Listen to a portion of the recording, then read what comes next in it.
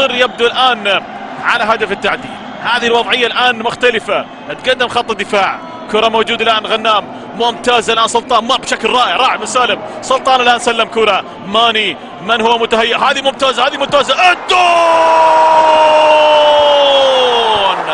ولكن تسلل لهدف رائع من كريستيانو رونالدو، لكن حالة تسلل. هذه الكرة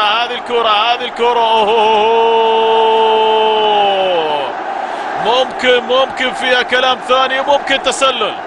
الموضوع في شك في اللقطة الماضية، لكن راح نشوف الآن الحسم موجود في تقنية خط التسلل بالتأكيد.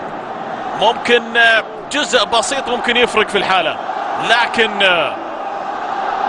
تم إلغاء الهدف وسيتم التأكيد.